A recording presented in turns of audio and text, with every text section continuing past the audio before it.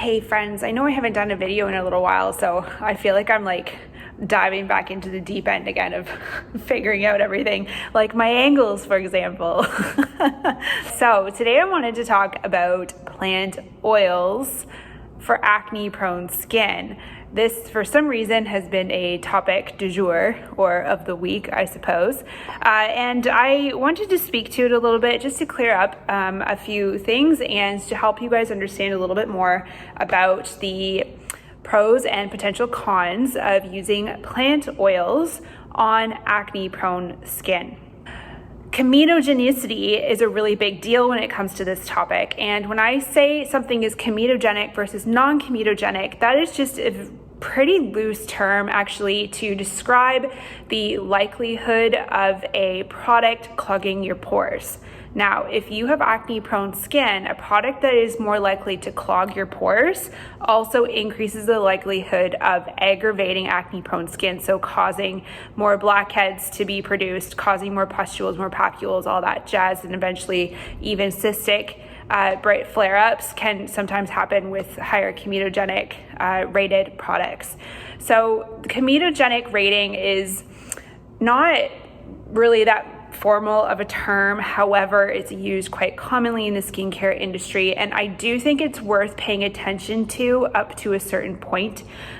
Just because something is rated as a 0 on the comedogenic scale or 2 on the comedogenic scale doesn't mean that it definitely will not cause acne or aggravate acne, or definitely will cause or aggravate acne. So as an example, macadamia nut oil, chia seed oil, those are two that just come to mind off the top of my head. That even olive oil is an example too. Most comedogenic ratings that you're going to see on those products are going to be around 2.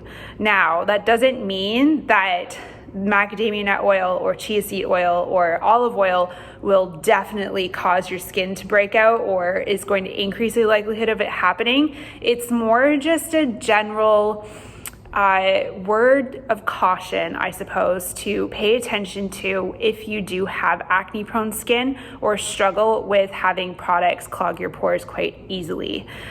So from that perspective, if I had more acne-prone skin or had more of a flare-up or severity of it, then now that I've managed to get it under control, then yeah, I probably would stay away from products that had olive oil in it until I was able to help heal my skin a little bit more effectively, and then maybe my skin might be a little bit more tolerable to a higher comedogenic rating oil.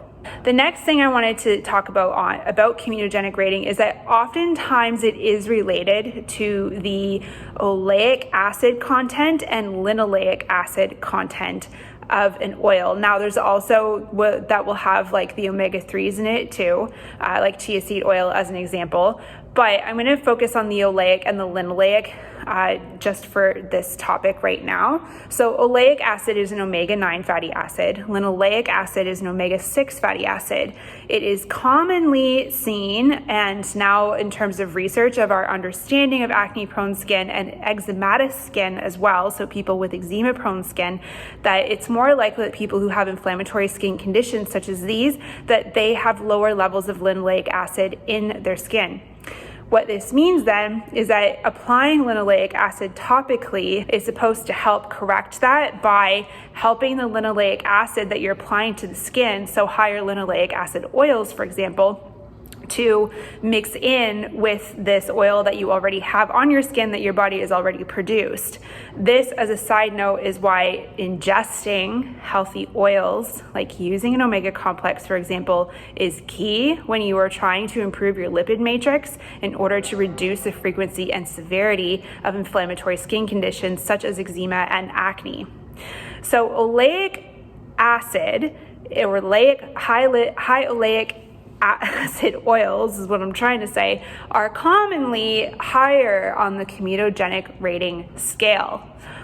Oils that are higher in linoleic acid are normally lower or even 0 on the comedogenic rating scale. So that's where you're going to start to see that association of comedogenicity being mixed in with the oleic versus linoleic acids, and which one is supposed to be better or worse for acne-prone skin.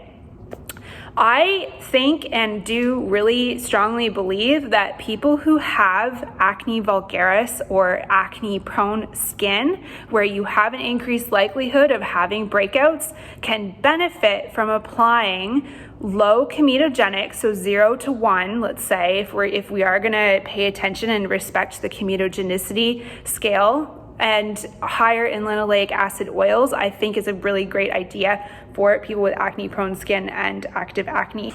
Obviously, the dose makes the poison, and I think everyone is individual when it comes to this, but high linoleic acid oils like hemp seed oil, like cucumber seed oil, watermelon seed oil, red raspberry seed oil are all great options that can help the health of your lipid matrix, which will in tandem help reduce the frequency and severity of your acne. So I hope that helps clarify the whole plant oil debate, whether or not you should be applying it onto acne prone skin or not. It's definitely a very common and controversial topic that I have noticed, that there's two different schools of thought with how to manage, reduce the frequency and severity of acne prone skin. There's the old school way, which is stay away from oils as much as possible, and then there is the new understanding of the skin barrier and the lipid matrix, as well as your skin microbiome, which can actually benefit from applying linoleic acid oils onto acne prone skin.